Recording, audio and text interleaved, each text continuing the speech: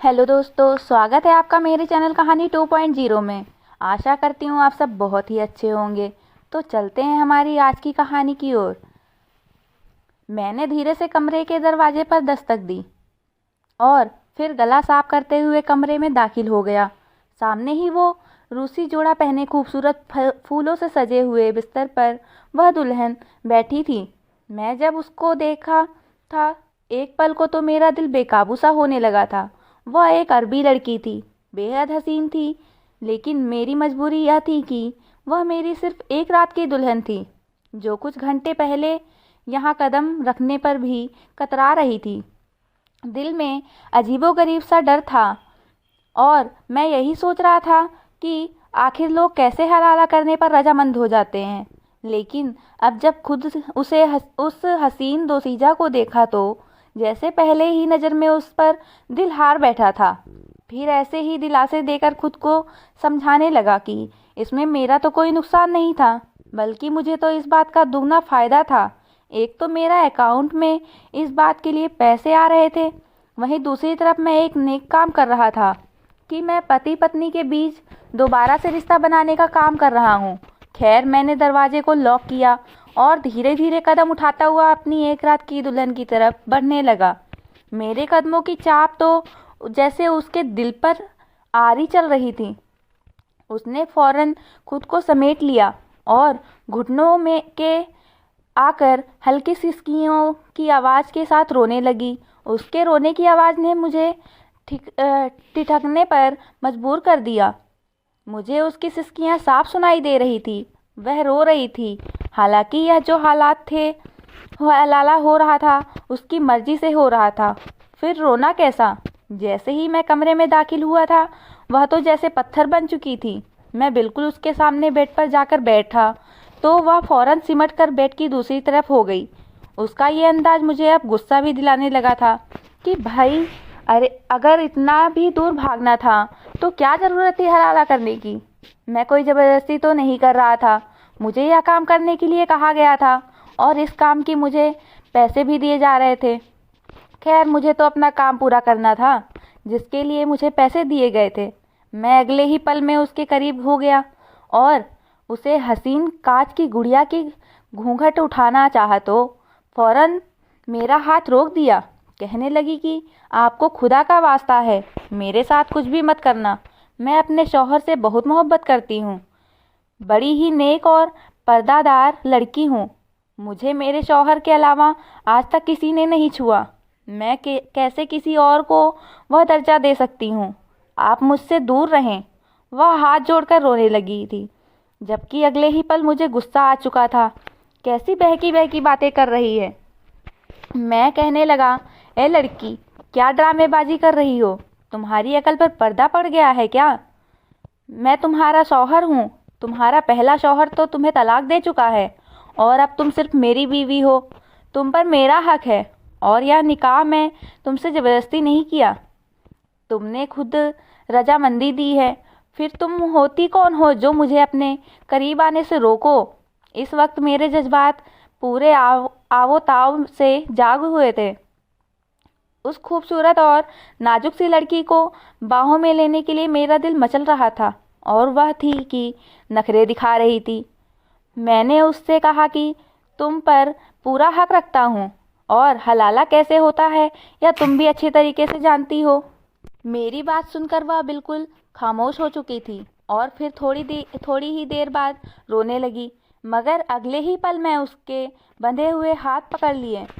उसके नरम मुलायम हाथ तो जैसे मुझे अलग ही दुनिया में ले जा चुके थे। मैंने उसका हाथ अपने हाथों में कसकर दबा लिया और मुंह दिखाई के लिए अंगूठी पहनाना चाही तो जो कि उसके पुराने अरबी शौहर ने मुझे खुद लेकर दी थी, क्योंकि अरबियों में यह खास रस्म थी कि बीवी को सबसे पहले मुंह दिखाई में अंगूठी जरूर पहनाते हैं। वह खामोशी से सब कुछ देखती रही। अगले ही पल मैं उसका घूंघट उठाया तो वह दुल्हन बनी खूबसूरत सी गुड़िया मेरे सामने थी। हाँ, रोने की वजह से उसका काजल काफ़ी ख़राब हो चुका था, लेकिन उसके हसीन रूप पर वह फैला हुआ था। उसके हुस्न को चार चांद लग रहा था। वह अरबी लड़की थी तो मैं भी पठान था और पठान भी खूबसूरत ही होते हैं, बल्कि भला के हसीन हुआ करते हैं। मगर यह अरबी लड़की तो कयामत ढा रही थी। मैं भी एक हुस्न परस्त मर्द, और मैं खुद भी अच्छा शक्ल सूरत का नौजवान था। इससे पहले कि मैं उसके हुस्न की तारीफें करता कि तभी मोबाइल बजा। यह मोबाइल मेरा था, और इस वक्त उसकी रिंगटोन बजने पर मुझे तेज गुस्सा आ चुका था। मैंने मोबाइल निकाला तो किसी अननोन नंबर से कॉल आ रही थी। जैसे ही फ़ोन कान से लगाया तो एक भारी आवाज़ गूंजी, गुलरेज खान, हिना खान को फ़ोन दो, अभी अभी मुझे उसे बहुत ज़रूरी बात करनी है। यह तो हिना का पुराना शौहर था, जिसकी वजह से वह हलाला करने के लिए मेरे पास आई थी। मैंने कड़ी नज़र हिना पर डाली तो वह सहम चुकी थी। मैंने उसकी तरफ मोबाइल बढ़ाया और फ़ोन स्पीकर पर डाल दिया। जैसे ही हिना ने फ़ोन स्पीकर पर देखा तो मुझे हैरत से देखने लगी, लेकिन उस वक्त वह मेरी बीवी थी। चाहे एक रात की ही थी, लेकिन थी तो मेरी गैरत। मैं चाहता था कि उस आदमी की बात मैं भी सुनूं। कांपती हुई आवाज़ में हिना ने जवाब दिया तो वह आदमी उसे कहने लगा, देखो हिना, मैं जानता हूँ कि मुझसे बहुत बड़ी गलती हो गई है, और तुम इस बात पर बिल्कुल भी राजी ना थी कि हलाला किया जाए। लेकिन तुम यह भी जानती थी कि मैं तुमसे कितनी मोहब्बत करता हूँ। अब हलाला करना भी हमारे लिए ज़रूरी है, ताकि हम अपना रिश्ता वापस जोड़ सकें। मैं तुमसे मोहब्बत करता हूँ, इसलिए तुम मेरी मोहब्बत की खातिर आज की रात इस लड़के के साथ गुजार लेना। मैं जानता हूँ कि आज की रात तुम्हारे लिए किसी आजमाइश से कम नहीं।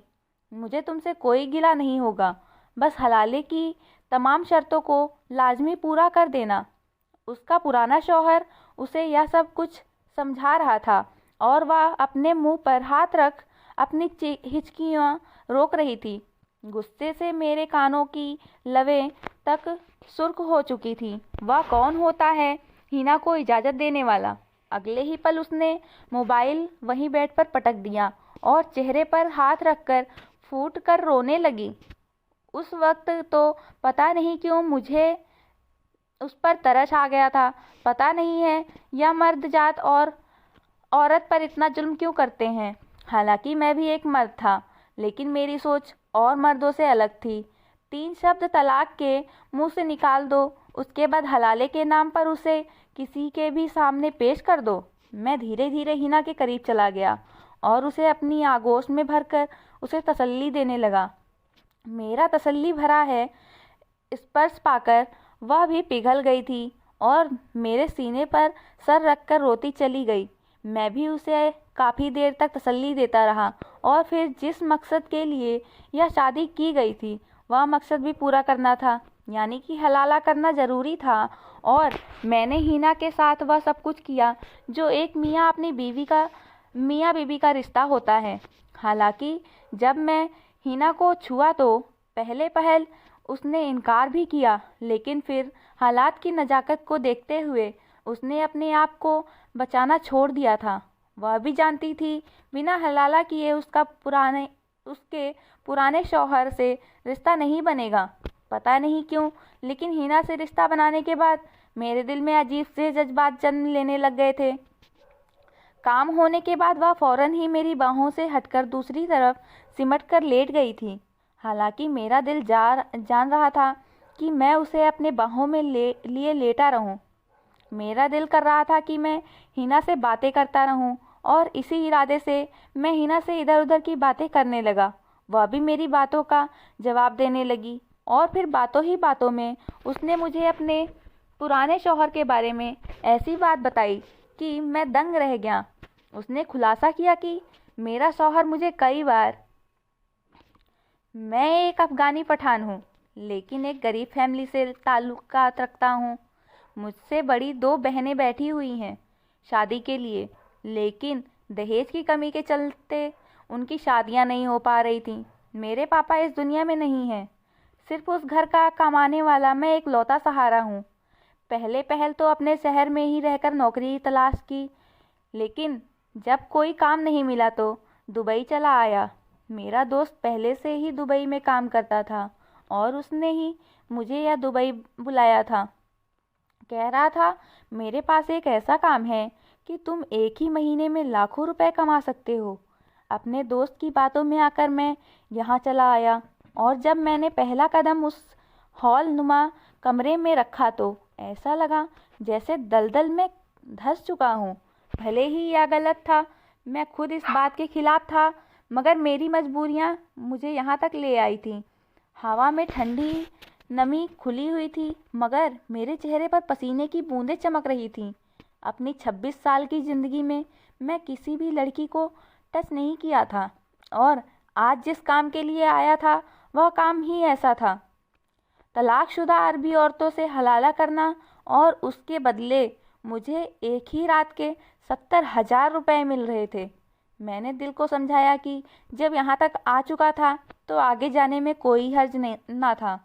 मुझे यहाँ लाने वाला मेरा दोस्त, जिसका नाम जमाल खान था, वह मेरी बदहवाशी देखकर मुझे घूर कर देखने लगा, जैसे कह रहा हो कि अब चलो भी, सोचते रहो तो घर पर तुम्हारी दोनों बड़ी बहनें शादी के इंतजार में बूढ़ी हो जाएंगी।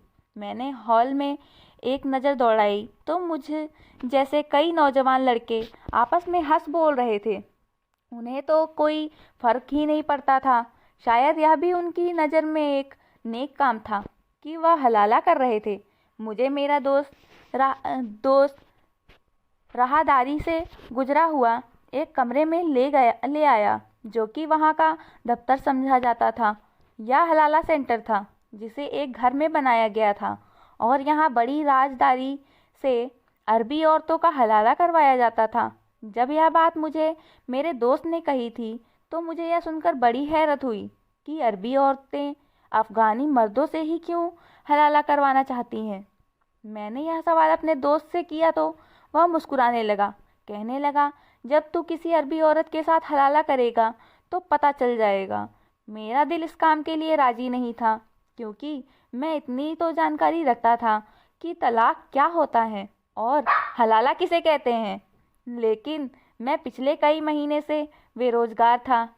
मेरे पास इतने पैसे नहीं थे कि वापस अफ़गानिस्तान चला जाऊं, इसलिए मैंने खुद को इस बात के लिए तैयार कर लिया कि बस इतने पैसों का इंतज़ाम हो जाए कि वापस अफ़गानिस्तान चला जाऊं, और फिर लौटकर इस दलदल में नहीं आऊँगा। वहीं छोटा मोटा काम करूँगा, लेकिन यह गंदा काम नहीं करूँगा। खैर, मैं अपने दोस्त के साथ दफ्तर में दाखिल हुआ तो सामने एक भारी भरकम शरीर वाली अरबी खातून बैठी थी, जिसे सर से लेकर पैर तक नीले रंग का अबाया पहन रखा था और चेहरे पर मेकअप थोपा हुआ था। मेरे दोस्त ने ही मेरी यहाँ रजिस्ट्रेशन करवाई थी। अभी मैं वही सर झुकाए बैठा उंगलियां मरोड़ रहा था, क्योंकि मैं आज तक ऐसा माहौल नहीं देखा। हमारे पठानों में तो बीवी को कभी तलाक नहीं देते, चाहे कुछ भी हो जाए। हमारे यहाँ तो गैरत का मामला हो जाता है। हम पठान अपनी बीवी पर किसी गैर की नज़र भी बर्दाश्त नहीं करते थे। मैं अपनी ही सोच में गुम था कि जब धड़के की आवाज़ के साथ दरवाज़ा खुला। काले बुर्के में एक नौजवान लड़की और एक मर्द अंदर दाखिल हुए, जिन्हें उस अरबी मैडम ने एक तरफ बैठने का इशारा किया और हमसे कहा कि आप लोग बाहर जाएं। हम दोनों वहां से बाहर निकल आए। जिन लड़कों के पास मैं बैठा हुआ था वह भी अफ़गानी ही थे। कहने लगे, मैं अब तक 15 हॉल लाकर चुका हूँ। हर हलाला का मुझे अफ़गानी 70,000 मिलता है। मुझे यहाँ काम करते सिर्फ 2 महीने ही हुए हैं। यह सुनकर तो मैं हैरत में डूब गया था कि 15 हलाले। मैं सोचने लगा कि जो कुछ मैंने हलाला के बारे में सुना है उसमें तो ऐसा कुछ नहीं होता कि इस हलाला सेंटर में जो हो रहा था। तभी एक लड़का मुझे बुलाने के लिए आया। मैं जैसे ही दोबारा दफ्तर में दाखिल हुआ तो अरबी मैडम ने हाथ में पकड़े पेन के इशारे से कहा, यह लड़का हलाले के लिए ठीक रहेगा। वह बुर्का पहनी हुई लड़की तो सिसक कर रो रही थी और बार बार साथ बैठे आदमी का बाजू पकड़ रही थी। उसे न जाने क्या कर रही थी। वह लड़का उसे घूर कर चुप करवा रहा था।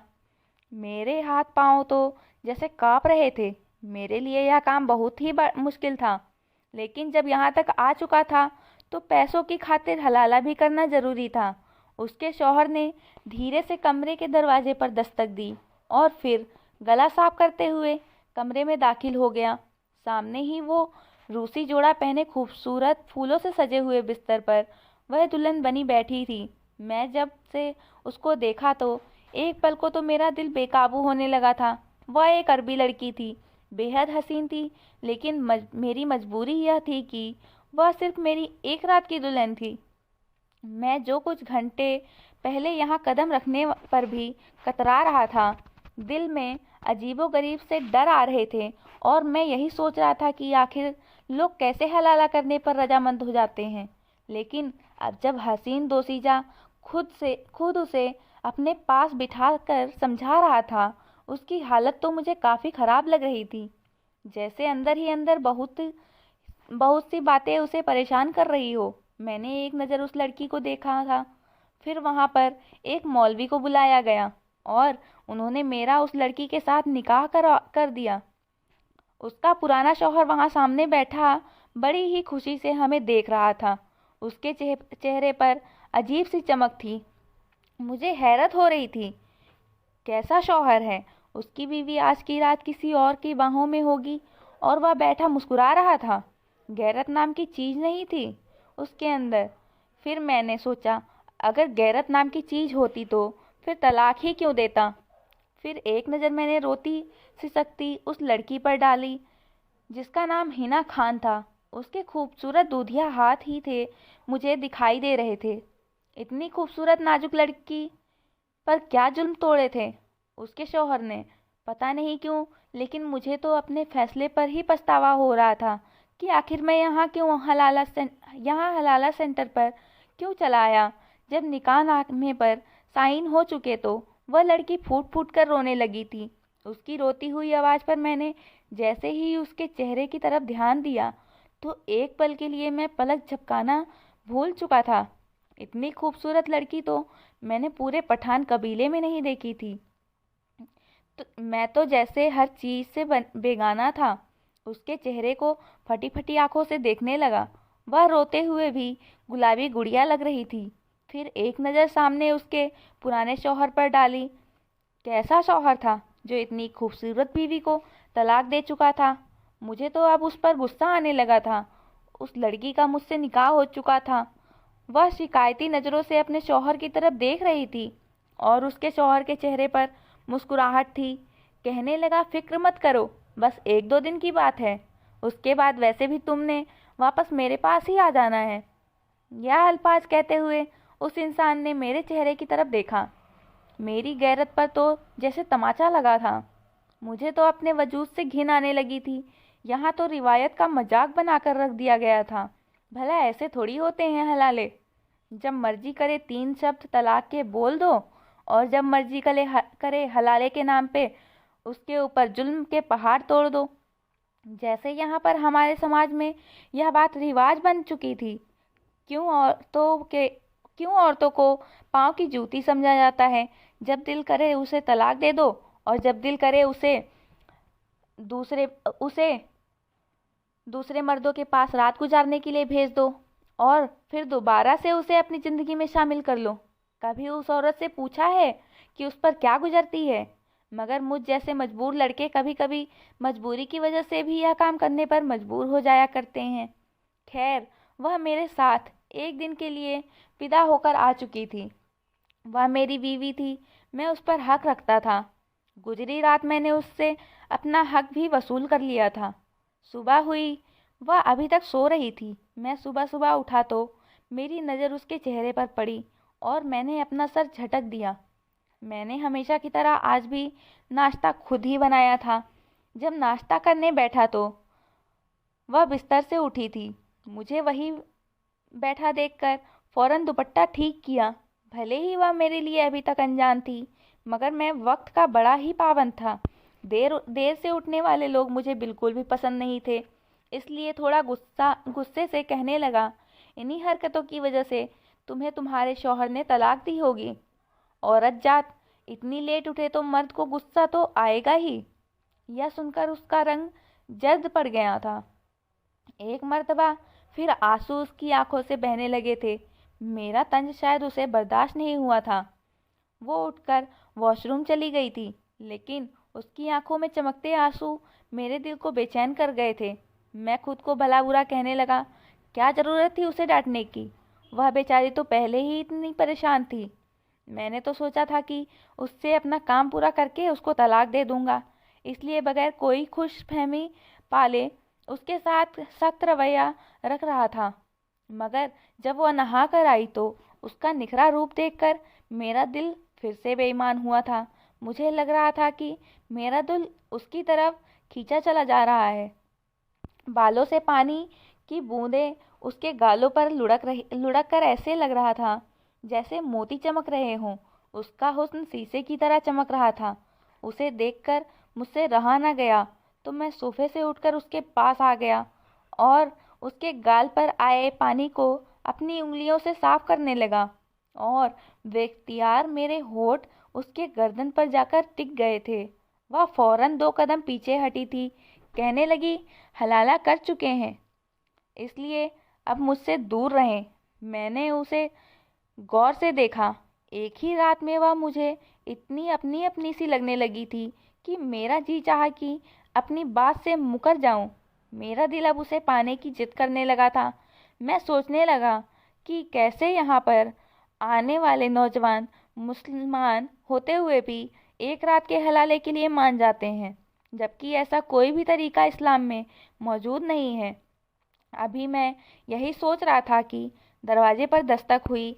उस लड़की के ने फौरन से दरवाज़ा खोला तो सामने उस हलाला सेंटर की इंचार्ज खड़ी थी। कहने लगी, चलो अच्छा है कि तुम दोनों उठ गए।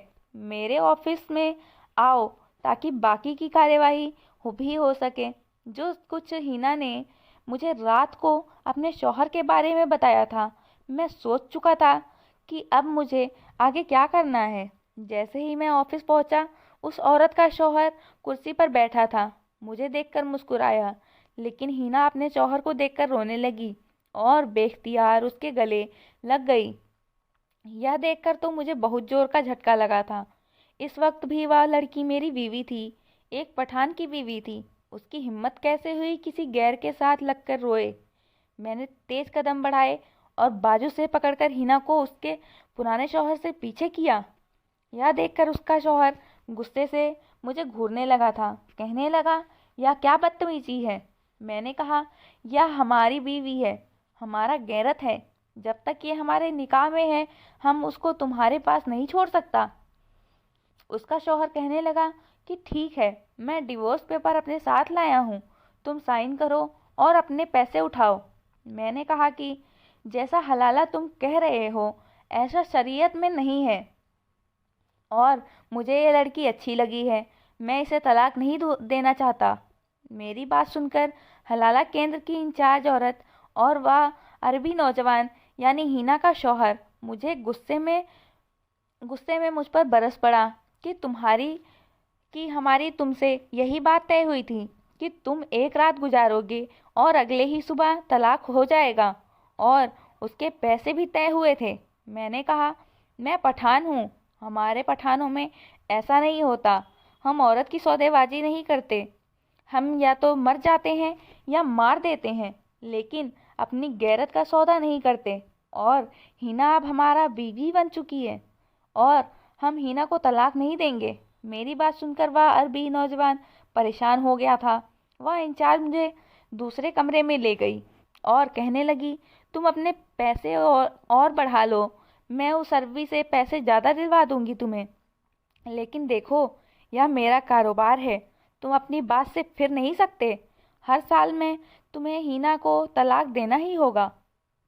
हर हाल में मैंने कहा, मैं नहीं दूंगा हिना को तलाक। अगर तुम लोगों ने दोबारा यह बात कही तो मैं पुलिस में जाकर तुम लोगों की पोल खोल दूंगा कि तुम लोग खुफिया तौर पर अफगानी नौजवानों को पैसे का लालच देकर एक गैर कानूनी काम कराते हो।